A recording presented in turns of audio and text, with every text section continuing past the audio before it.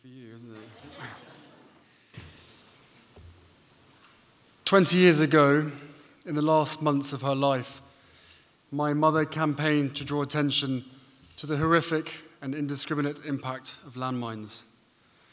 She visited affected areas such as Huambo in Angola and Trevagnik in Bosnia.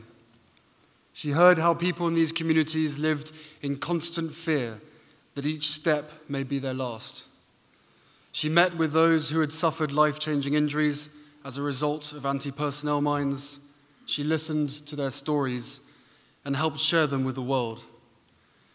At the time, the attention my mother brought to this issue wasn't universally popular.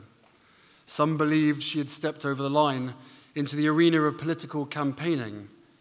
But for her, this wasn't about politics. It was about people.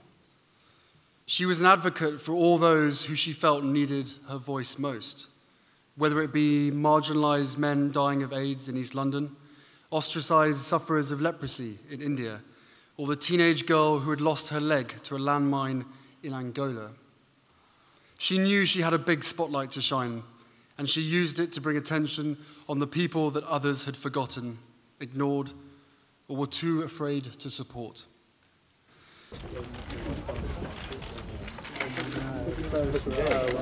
My mother had been shocked and appalled by the impact that landmines were having on incredibly vulnerable people, and on children in particular.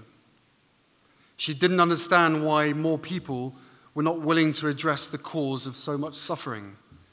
She refused to accept that these destructive weapons should be left where they were, just because they were perceived as too expensive and difficult to remove. In June 1997, at a seminar organized by Mines Advisory Group and the Landmine Survivors Network, my mother said in a speech, "Even if the world decided tomorrow to ban these weapons, this terrible legacy of mines already in the earth would continue to plague the poor nations of the globe. The evil that men do lives after them." 3 seconds. 1, 2, 3, firing. Those two young boys, Malik and Zarko, are now grown men and are with us today. 20 years on, they both still struggle with their physical and emotional injuries and with the high costs of replacing their prosthetics.